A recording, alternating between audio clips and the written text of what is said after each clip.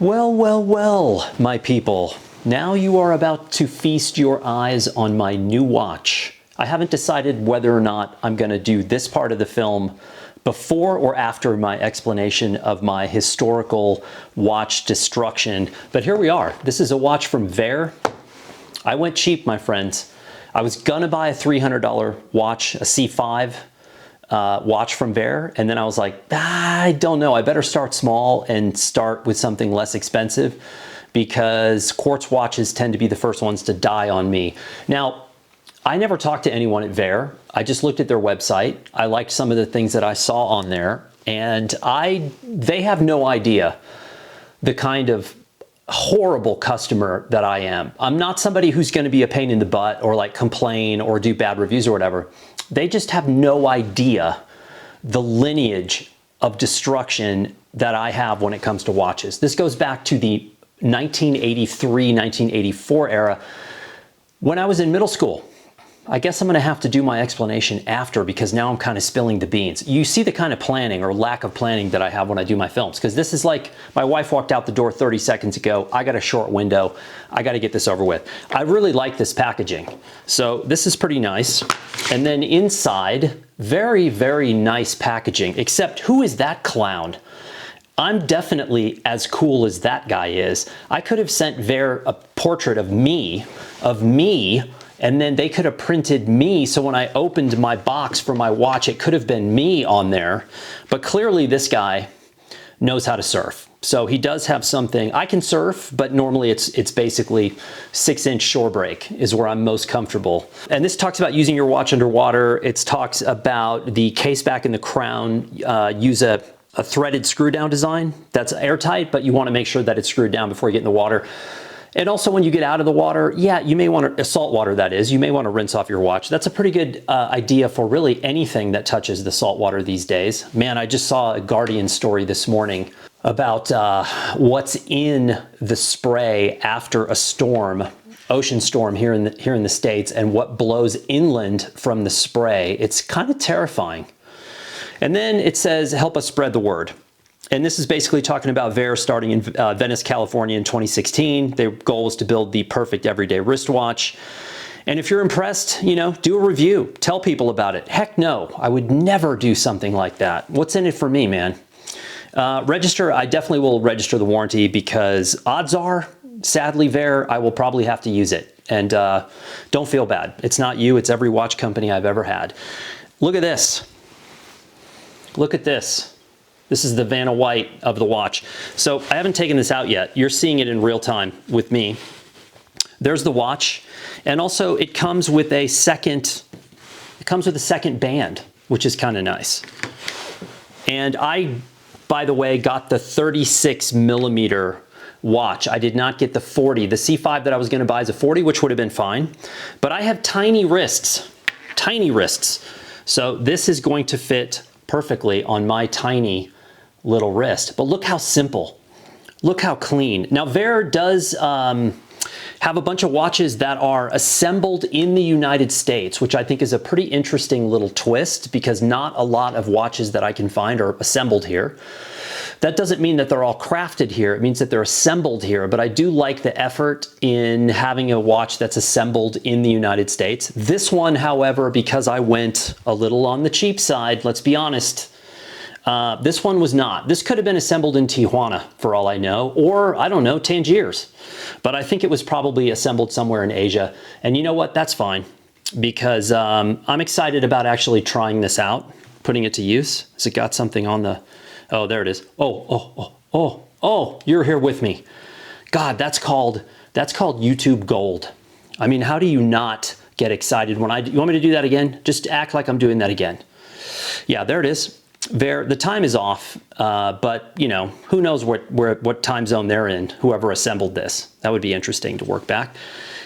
Nice VAER on the back here. Looks like I've also got a little thing I got to pull off, but I'll get to that eventually. Nice rubber band, which is small, thin, light. And also something on the band here that's interesting that I noticed is this little thing here, which coincides with a little I don't know what you call it, a little indention on the inside of this so it actually locks on the band. That's a pretty nice little touch. I just like how simple this is. And I'm out 179 bucks. And if and when this breaks, and my guess is when, again, nothing against VAER, just my history. When it does, I'm out 179 and I'm not gonna feel bad. I'm gonna drive down the road here in New Mexico and I'm gonna chuck it out on the side of the road, which is what we do here. That's how we dispose of trash in New Mexico. And that's it. So I just want to give you a little heads up. I will give this, I'll use it for 8 minutes and then do my complete review just to keep in line with all things YouTube. But I'll be curious. It's beautiful. I'm excited. I have a new watch. It's the first new watch in a long time, people, because it's just, I can't deal with the heartbreak. Thank you and good night. Man, hang on here. Hold the phone, Chuck. Call Starkist. I'm really glad I bought this Viltrox 13mm because I thought this 23mm would be all I would need for on-camera stuff, and I love this lens. For stills, I absolutely love this lens, but I think this Viltrox 13 is like a dream come true. Or should I say, let me contemplate something profound. Okay, it's still working. After 5 minutes, it still works. VAER, I love you, whoever you are. So let me give you this story. This goes back to 1983, 1984. I'm a middle school student. I don't remember what watches I had prior to 83, 84. Whatever they were probably tied to John Rambo in some way, shape, or form. Because I had the Rambo knife that had the compass in the grip, and then you unscrewed the top and it had like fishing line and matches. And we would practice like sewing each other up, you know, that kind of thing. So here's the thing. When I was in middle school, my father was a competitive shooter, rifle, pistol, shotgun, primarily shotgun, pistol second, rifle a distant third. He was primarily a competitive shotgun shooter. I, in turn, became a competitive shotgun shooter. I did a little pistol as well, but primarily did shotguns. So when I'm in middle school, I'm shooting at the gun club in the city that we lived in, and a guy comes up to my dad. Hang on here a second. Yeah, that looks good.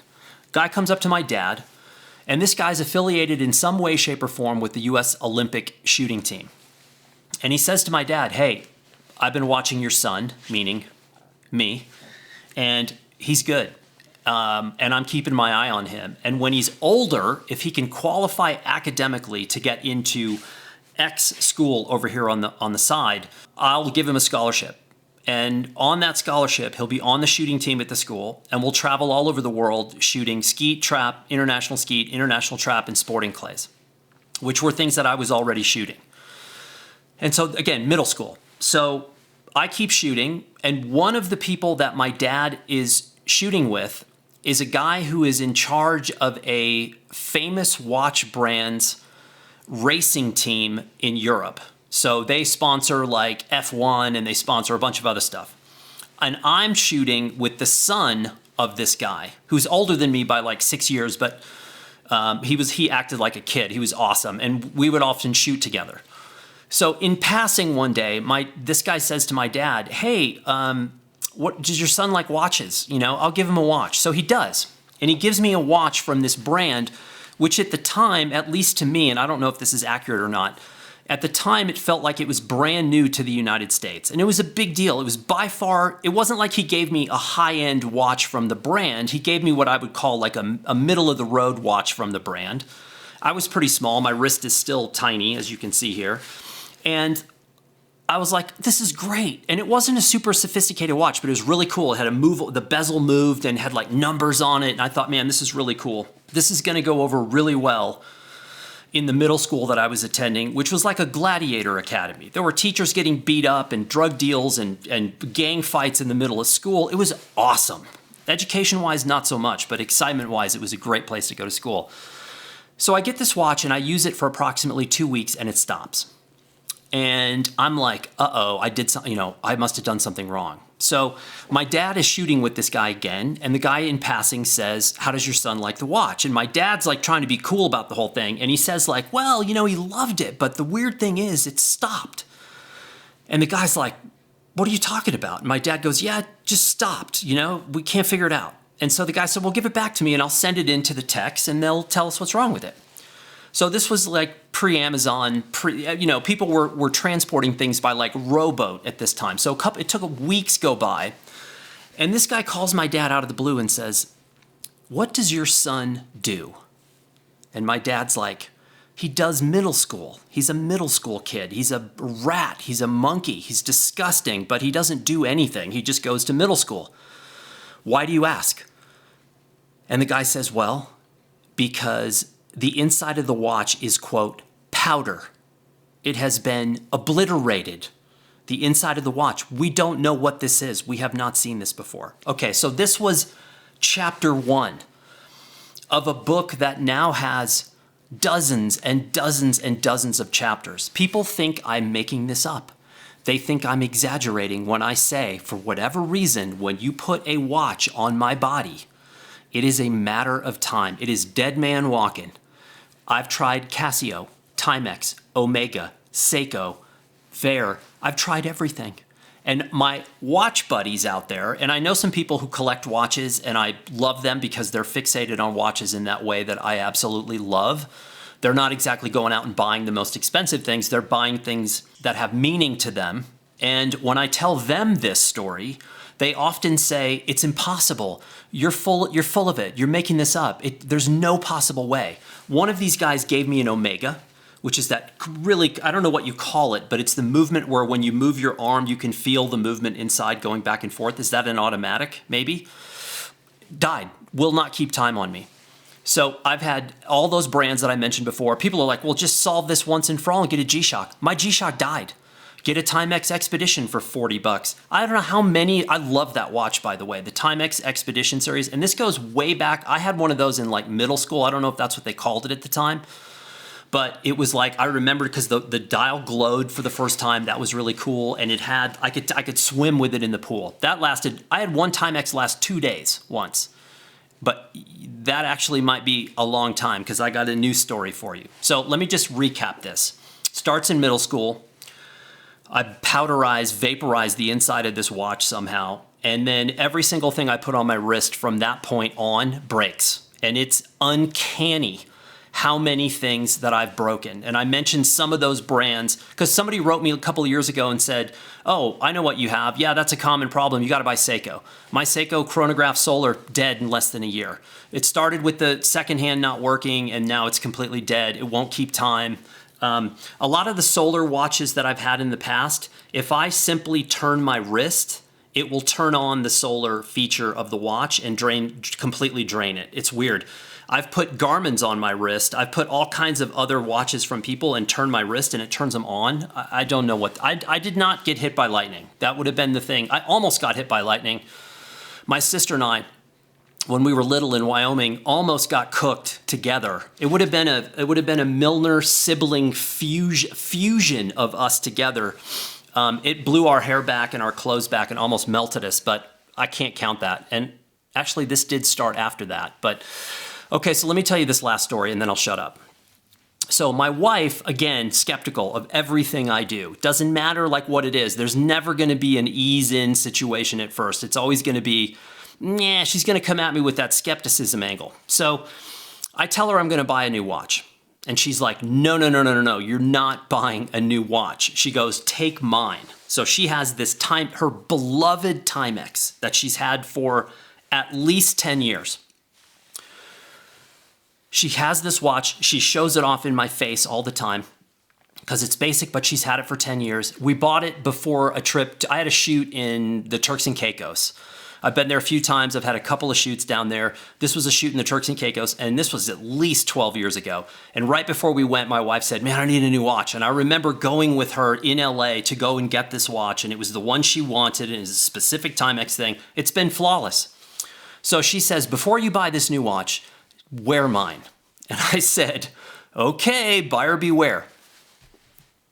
One day, I broke it in one day. And I don't mean smash it. I mean, it suddenly wasn't keeping time. So she says, oh, you must have accidentally hit it and, reset the time. Give it back to me. So one day I've worn this thing.